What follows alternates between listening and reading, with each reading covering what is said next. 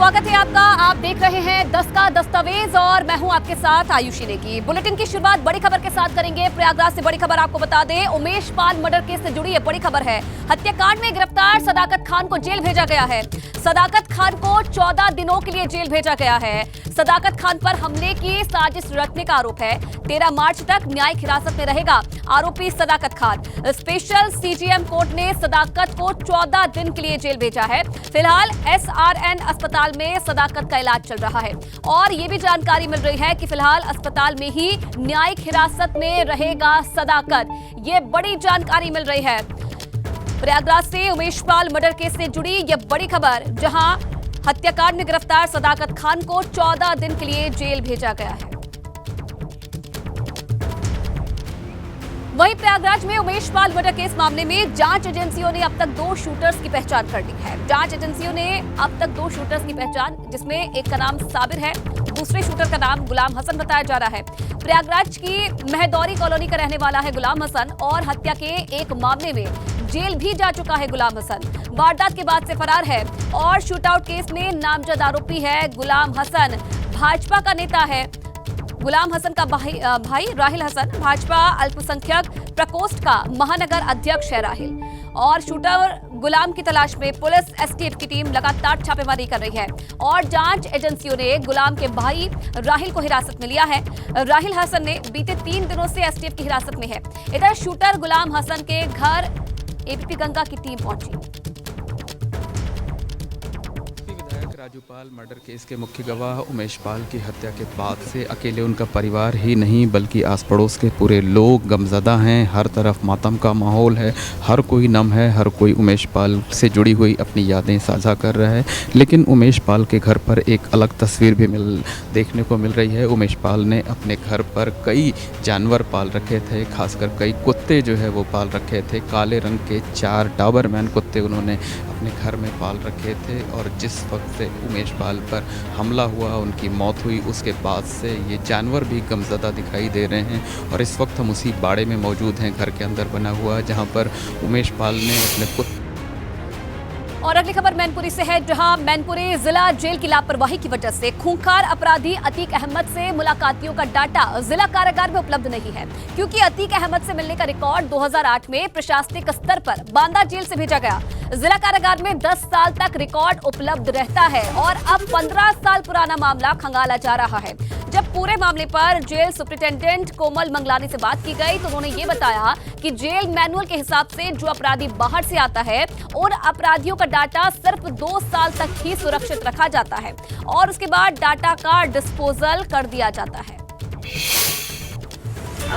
अतीक अहमद आया था 8/6/2008 में प्रशासनिक आधार बांदा से, लेकिन उसके बारे में जानकारी अभी हम लोगों के पास नहीं है। ये जितनी भी जानकारी होती है ओल्ड रिकॉर्ड्स में चली जाती है और हमारे पास क्लासिफिकेशन नहीं रहता उसका, तो अभी हम लोग ढूंढवा रहे हैं। अगर रिकॉर्ड मिलता है तो जानकारी जेल में ऑन एन एवरेज हम लोग 10 साल तक रखते हैं रिकॉर्ड्स और उसके बाद हम लोग उसको ट्रांसफ़र कर देते हैं अपने ओल्ड रिकॉर्ड आर्काइव जिसको आप कहते हैं, उसमें रखे रहते हैं। अब हम लोग ढूंढवा रहे हैं, अगर मिलते हैं तो आपको जानकारी दी जाएगी। तो इस पूरे मामले पर सियासत भी तेज हो गई है। यूपी के डिप्टी सीएम केशव प्रसाद मौर्य ने सपा पर पलटवार किया है। सपा ने हमेशा अपराधियों को बढ़ावा दिया है, ये कहना है केशव प्रसाद मौर्य का। अभी तो श्री उमेश पाल जी की हत्या के मुख्य साजिशकर्ता के साथ श्री अखिलेश यादव जी की फोटो आपको दिखाई दे रही है। आने वाले समय में जितने भी बड़े बड़े अपराधों के खुलासे होंगे और उन अपराधियों के साथ समाजवादी पार्टी के रिश्ते नाते जगजाहिर हो जाएंगे। उमेश पाल जी की हत्या किया जाना यह बहुत दुखद है और समाजवादी पार्टी का ऐसे अपराध को करने वाले, साजिश रचने वालों के साथ अगर संबंध उजागर हो रहा है, वो कोई आश्चर्य की बात नहीं है, वह निश्चित तौर से हो सकता है। वहीं यूपी के मंत्री दानिश आजाद अंसारी ने भी सपा पर हमला बोला है। उनका ये कहना है कि सपा ने अपराध को बढ़ाने का काम किया है।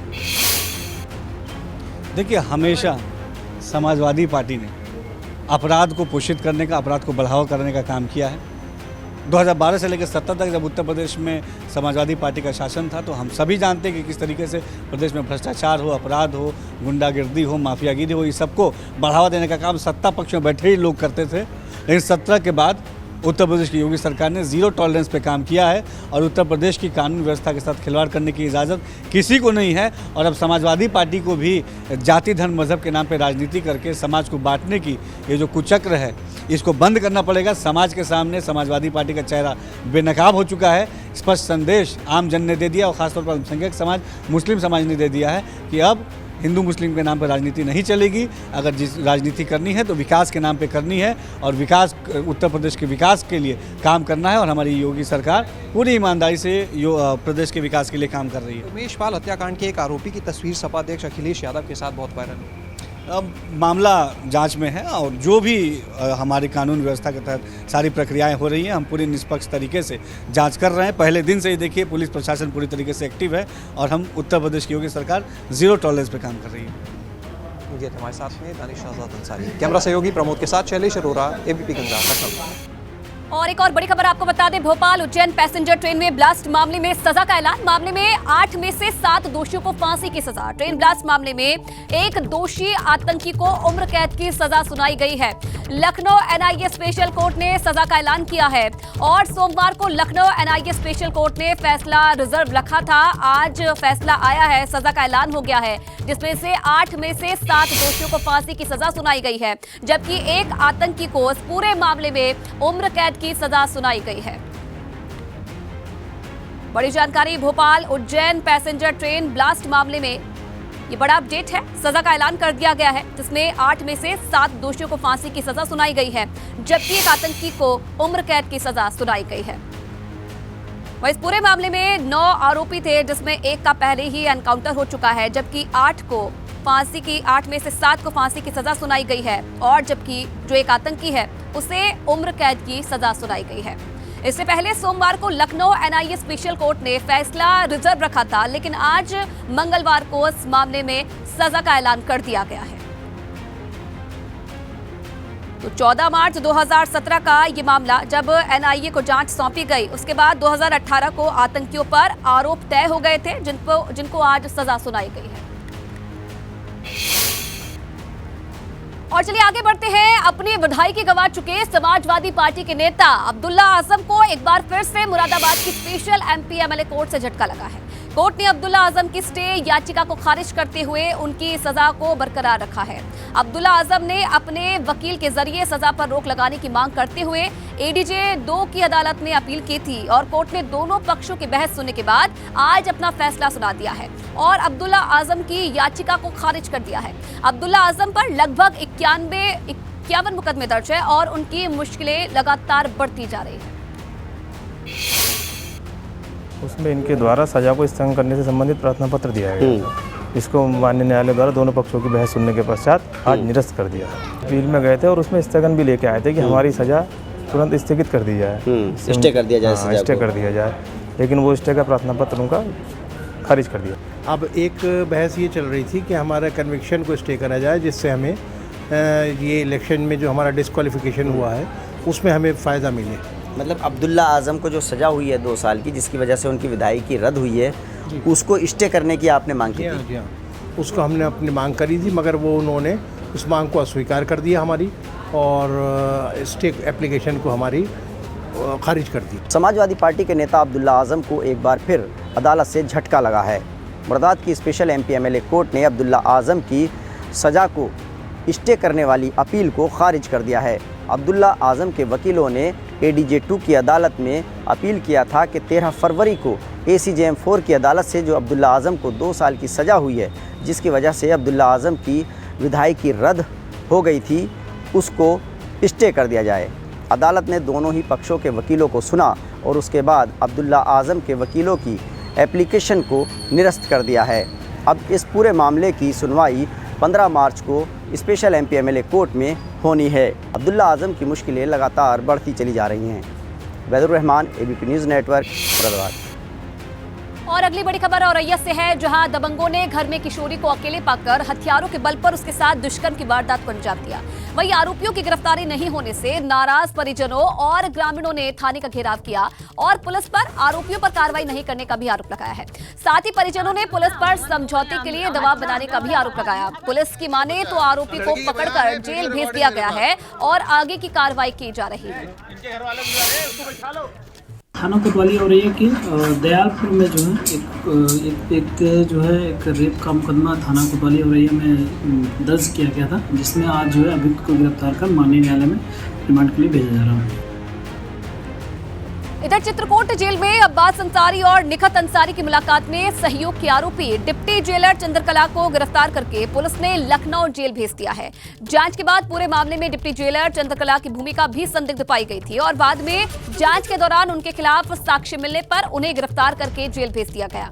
आपको ये भी बता दें कि बीते 10 फरवरी को डीएम और एसपी के नेतृत्व में चित्रकूट जेल में छापेमारी की गई। इस दौरान अब्बास और निखत जेलर ऑफिस के पास वाले कमरे में मुलाकात करते हुए पकड़े गए। इस दौरान पुलिस को निखत और अब्बास के कमरे से कई आपत्तिजनक सामान भी मिला था। एसपी ने बताया कि मामले में सपा नेता फराज खान और जेल कैंटीन के ठेकेदार नवनीत सचान को भी गिरफ्तार करके जेल भेजा गया है।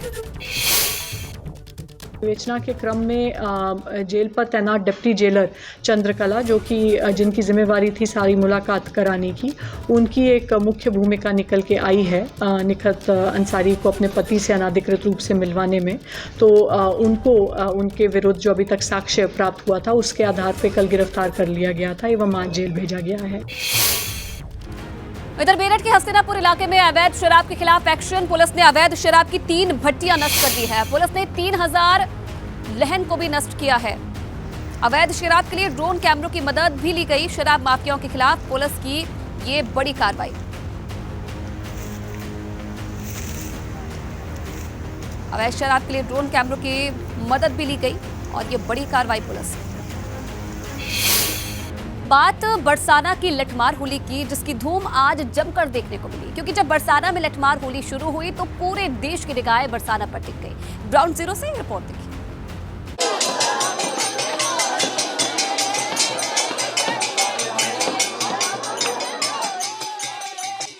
जमकर उड़ा रंग गुलाल, बरसाना में धमाल।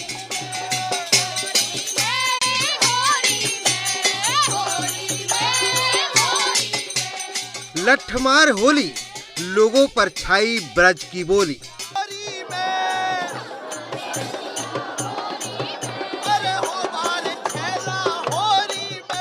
होली यूं तो रंगों का त्योहार है, लेकिन मथुरा वृंदावन के लिए होली का त्योहार किसी उत्सव से कम नहीं है, खास तौर पर बरसाना की लठमार होली।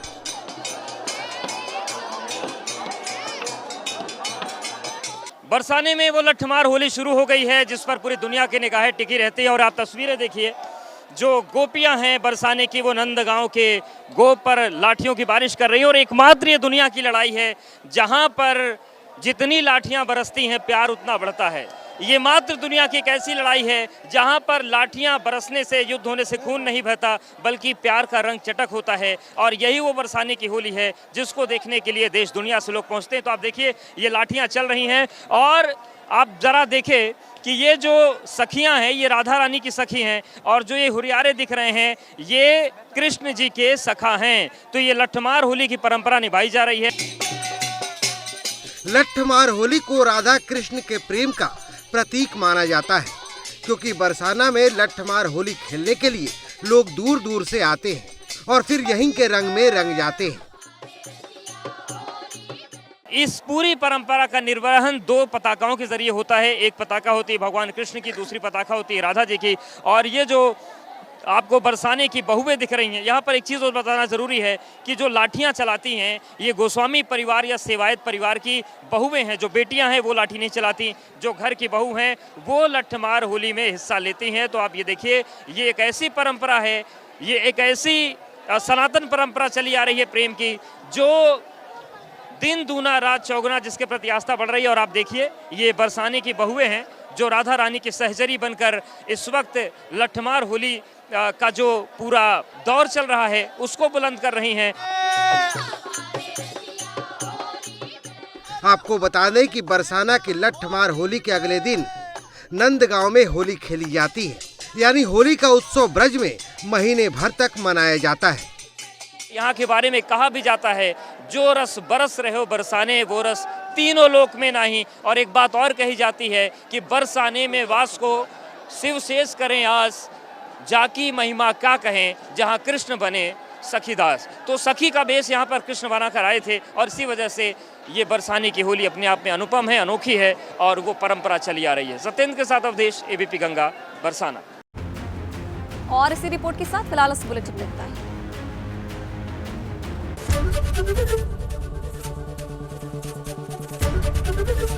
एबीपी गंगा, खबर आपकी, जुबान आपकी।